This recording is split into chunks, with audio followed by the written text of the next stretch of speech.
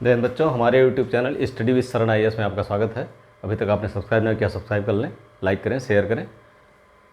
आज geography class में हम पढ़ेंगे पृथ्वी का आंतरिक भाग।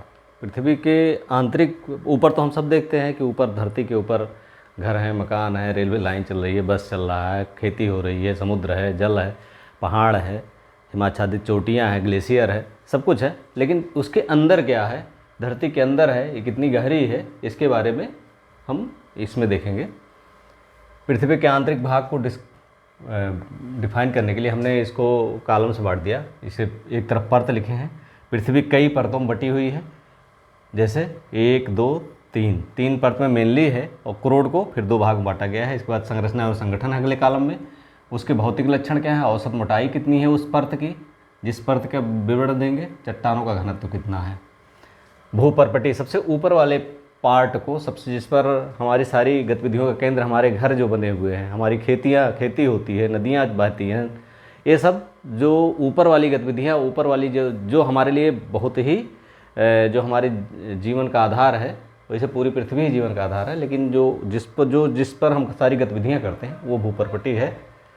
भूपर्पटी ये पूरे जो पृथ्वी का हिस्सा है उसका 0.5% है, यानी 0.5% है। ये जो मेनली है सिलिका और एल्युमिनियम का बना होता है। भूपर्पटी सिलिका प्लस एल्यूमिनियम, यानी सियाल, इसे सियाल कहते हैं। ये भूपर्पटी का निर्माण मेन जो होते हैं, बाकी बहुत सारे तत्व होते हैं, जैसे सिलिका प्लस एल्युमिनियम। इसकी जो भौतिक लक्षण है, ठोस होता है। इसी पर हमारे घर, हमने बताया कि इस पर हम नींव डाल के घर बनाते हैं, हमारी नदियाँ ऐसी बहती हैं, पेड़ पौधे उगते हैं, हमारी खेती होती है, अनाज होता है, चिड़िया रहती हैं, पक्षी रहते हैं, जंगल होता है, सब होते हैं इसी पर। तो ये ठोस होता है। और इसकी औसत मोटाई जो ऊपर से है, अगर हम यहाँ से खुदाई शुरू कर दें पृथ्वी के ऊपर से, तो कितनी होती है, 5.40 किलोमीटर तक इसका विस्तार पाया जाता है। ये जो हमारा भूपर्पटी है ये 5.40 किलोमीटर है। और ये जो है, इसका जो घनत्व होता है वो हल्का होता है। अगर भारी घनत्व हो जाए, चट्टानों उतना ठोस हो जाए, तो क्या होगा, हमारे काम का नहीं रह जाएगा, फिर वो जीवन उस पर जीवन होना मुश्किल हो जाएगा। तो ये हल्का होता है, इस पर हम सारी गतिविधियाँ कर सकते हैं। 5.4 किलोमीटर के बाद जो दूसरी परत आती है उसे मेटल कहते हैं। क्या कहते हैं, मेंटल या मेंटल कहते हैं, मेटल कहते हैं। ये पूरे सबसे ज़्यादा होता है, 83%, पूरे धरती का 83% होता है। और यहाँ पर जहाँ ये भूपर्पटी ख़त्म होती है, मेटल शुरू होता है, उस बीच के भाग को भी एक नाम दिया गया है, क्योंकि वो संक्रमण फेज वाला पोर्शन होता है। तो उसे जो है, उसे जैसे कोनार्ड संबद्धता है, जो संबद्धता है उसको अगले पार्ट में हम बताएंगे।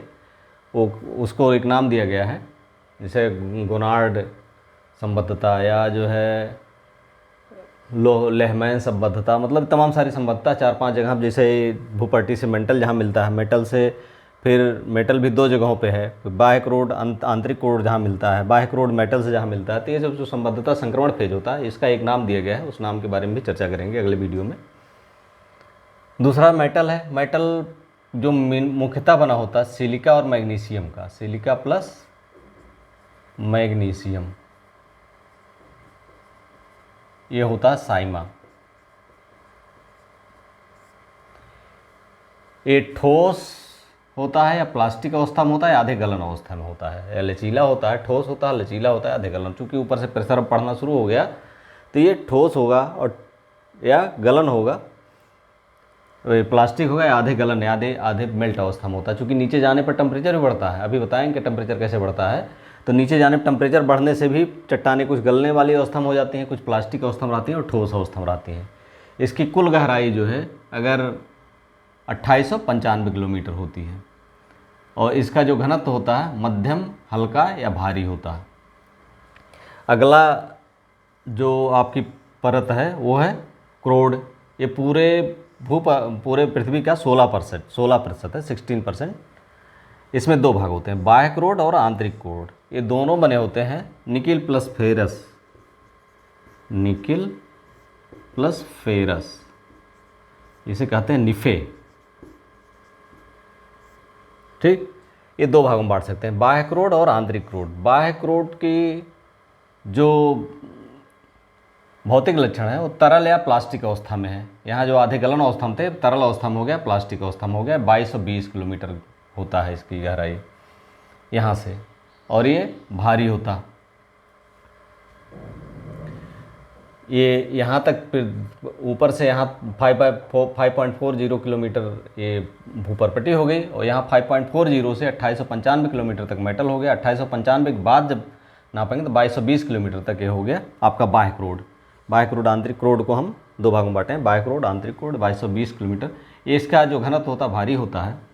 और दूसरा आंतरिक क्रोड है, ये भी निकिल प्लस फेरस का बना होता है। ये ठोस अवस्था में होता है, 1255 किलोमीटर इसके बाद होता है, ये अत्यधिक भारी होता है, क्रोड होता है इसका।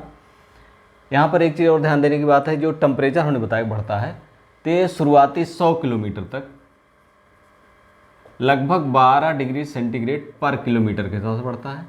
इसके बाद 300 किलोमीटर तक इसकी स्लो वृद्धि होती है, 1 डिग्री सेंटीग्रेड या 2 डिग्री सेंटीग्रेड तक। और इसके बाद जो है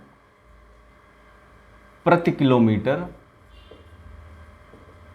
ये बढ़ता है 1 डिग्री सेंटीग्रेड पर किलोमीटर।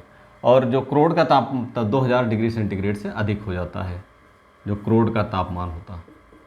अब 2000 डिग्री सेंटीग्रेड तापमान में कोई भी चीज़, और इसका जो टेम्परेचर का मेन कारण होता है रासायनिक अभिक्रिया। रासायनिक अभिक्रिया होती है अंदर पृथ्वी के, टेम्परेचर चूँकि बढ़ता है तो रासायनिक अभिक्रिया भी तेज हो जाती है। दूसरा स्वतः विखंडन होता है, ये जो रेडियो एक्टिव पदार्थ होते हैं सब धरती के अंदर ही हैं, पदार्थ का स्वतः विखंडन।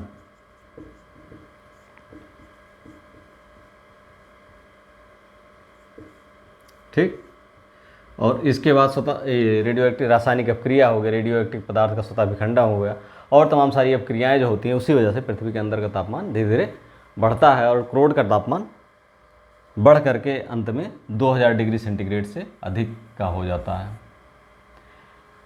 वीडियो अच्छा लगा हो like subscribe and share. Thank you for watching. अगले क्लास में हम देखेंगे जो संबद्धता की बात हमने बताई कि उसकी छोटी सी क्लास होगी कि किस वहाँ से सिविल सर्विसेज में यूपीएससी में क्वेश्चन पूछे जाते हैं कि वो संबद्धता क्यों है और उसको किस तरह से क्यों नाम दिया गया है। वीडियो अच्छा लगा like subscribe and share. Thank you for watching.